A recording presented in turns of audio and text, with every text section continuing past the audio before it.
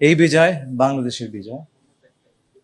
এই বিজয় আমাদের যে অভূতপূর্ব গণতান্ত্রিক উত্তরণ হয়েছে তার বিজয়।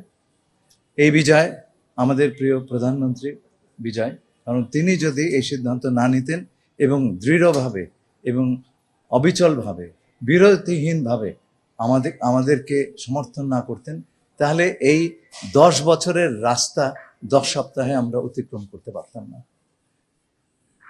আমাদের পররাষ্ট্র মন্ত্রণালয়ের সকল কর্মকর্তা বিদেশে যারা আছেন, বিভিন্ন দূতাবাসে নিরলসভাবে কাজ করেছেন।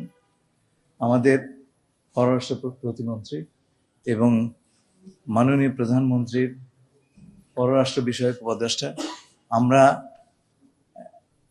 যে টিম স্পিরিটে কাজ করেছি, এই বিজয়ের পেছনে তার অবদান ছিল বিপুল।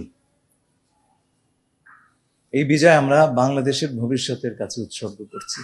চাকরি ছাড়বো কিনা এটাই তো, ছুটি নেবো কিনা ভাই, এত ব্যস্ত হয় না, এর প্রেসিডেন্স আছে। হ্যাঁ, আমাদের আজকে থেকে 40 বছর আগে জনাব হুমায়ুন রশিদ চৌধুরী সাহেব, আমাদের প্রাক্তন পররাষ্ট্রমন্ত্রী, এই জাতিসংঘের সাধারণ পরিষদের সভাপতি নির্বাচিত হয়েছিলেন। I was his private secretary, right? এবং তার সঙ্গে আমরা কাজ করেছি। উনি 2 পদেই পূর্ণকালীনভাবে কাজ করতে পেরেছেন। সেই সময় সেটা ইন্টারনেট পূর্ব যুগ ছিল। আজকে কিন্তু আপনি সিজলেসলি দুটো কাজ করতে।